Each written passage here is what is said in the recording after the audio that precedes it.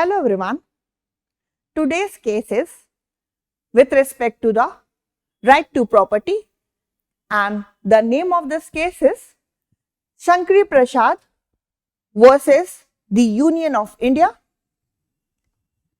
The name of this case is Shankari Prasad versus Union of India, which is popularly known as Shankari Prasad case. It was decided on 5th October 1950 by 5-judge constitutional bench comprising following justices. It was CJI M. Patanjali Shastri, along with him Justice Hiralal J. Kania was there, Justice B.K. Mukherjee, Justice Sudhir Ranjan Das, and Justice N. Chandrasekhara Iyer was there, who have given the landmark judgment in this case. Let us see the background of this case.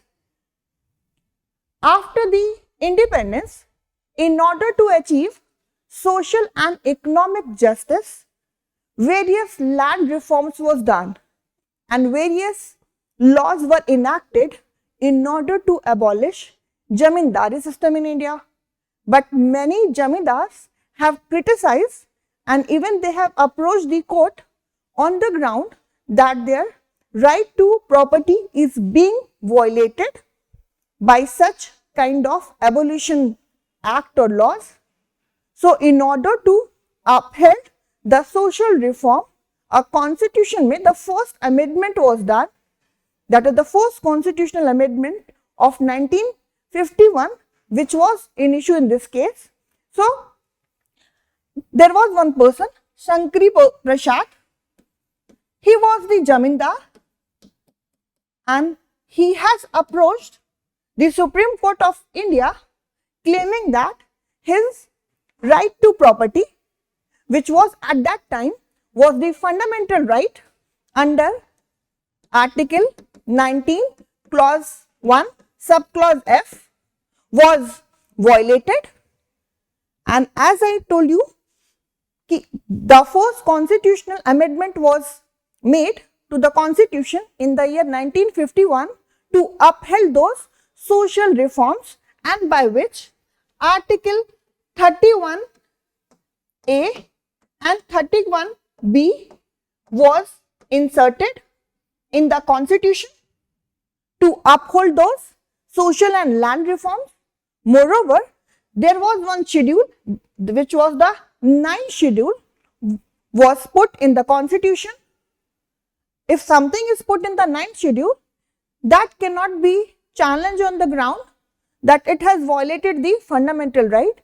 So, this Shankari Prasad has challenged the constitutional validity of the first constitutional amendment on the ground that by this amendment his fundamental right, and that to be the fundamental right, that is the right to property, which was at that time under the fundamental right, now it is just the legal right, constitutional right, not the fundamental right.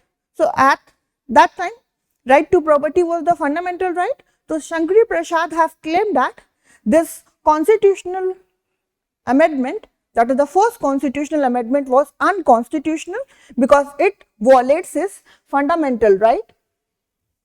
So, the main issue before the court was that whether the first constitutional amendment of 1951 is constitutional or not. Moreover, as the Shankari Prasad has questioned the amendment power of the parliament, he claimed that parliament could not amend the part 3rd of the constitution, which deals with the fundamental right, because these are the inviolable rights. So, another key issue before the court was whether parliament can amend under Article 368 of the Constitution of India, part 3rd. And moreover, another thing which was an issue in this case is with respect to Article 13 Clause 2, because Article 13 declares that if any law is inconsistent with or in derogation with fundamental right, then that law will be void. So the apex court has to decide following issues in this case. Hence, the legal provision which was involved in this case was Article 13.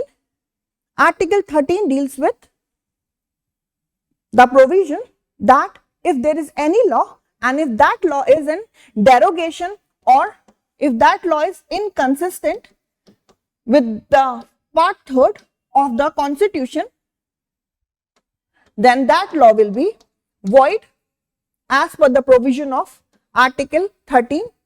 And Article 13, specifically clause 2 was involved in this case, which deals with post-constitutional law. Along with Article 13, Article 368 was an issue in this case because this gives the right to amend the Constitution, and this right is vested in the Parliament. So the key issue was whether Parliament, by exercising its authority under Article 368, can amend fundamental right or not. That is one of the issue. Moreover, it was also to be decided whether under the term law, the constitutional amendment will be included or not. So Article 13 along with Article 368 was in caution, along with the Article 31A, 31B and Schedule 9. Supreme Court have decided that the first constitutional amendment is constitutional. It means the Supreme Court has upheld the constitutional validity of the first constitutional amendment because it was enacted to uphold those land reforms, to provide land to the landless people. So this constitutional amendment was held to be valid, and moreover, the Parliament has the power under Article 368 itself to amend even the fundamental right. And moreover, the word law as given under Article 13 deals with the ordinary law. That does not include the constitutional amendment that was laid down in this case. This landmark judgment has turned to be a milestone for subsequent cases with respect to the Parliament's power of amendment. And as we have seen that with respect to the three issues, the first issue was with respect to the constitutional validity of the first constitutional amendment, and with respect to that, court have held that the first constitutional amendment of 1951 was all valid and constitutional. It means the court has upheld the validity of Article 31A and 31B, which was inserted through this amendment to the Constitution of India. Moreover, court have justified the 9th schedule, and even the Supreme Court have held that Parliament can amend any part of the Constitution, be it the part 3rd, which deals with the fundamental right. And moreover, the court have held that the word law as given in Article 13, it only includes the ordinary law, not the changes which have been brought through the constitutional amendment. So this landmark judgment have paved a way for the judiciary to decide the case when it comes to the amending power of the Parliament, and moreover, with respect to the interpretation of reasonable restriction and fundamental right, because in this case the petitioner was claiming that his fundamental right, which was at that time given the status of fundamental right with respect to the right to property, was violated, but the court held that the violation was not in this case, it means the court have held that forced constitutional amendment was valid and constitutional, and moreover those laws were enacted to bring the social justice in the society. So now there is a time for practice portion. Let's see what you have to decide with respect to this question. You have to tell under which article of the Constitution of India Parliament have been given the power to amend the Constitution. It means you have to tell under which article of the Constitution of India it is being provided that Parliament can amend the Constitution. Is it option number A, Article 13, or it is option number B, Article 19, or it is Article 31 which is being provided in option C, or it is the last option D, that is Article 368. So you have to tell us in the comment box that which article deals with the amendment power of the Parliament. Is it option number A, which is Article 13, or is it Article 19 as given in option number B, or it is Article 31 as given in third option, or it is the last option, Article 368. Now let us see what subjective question you have with respect to the case law.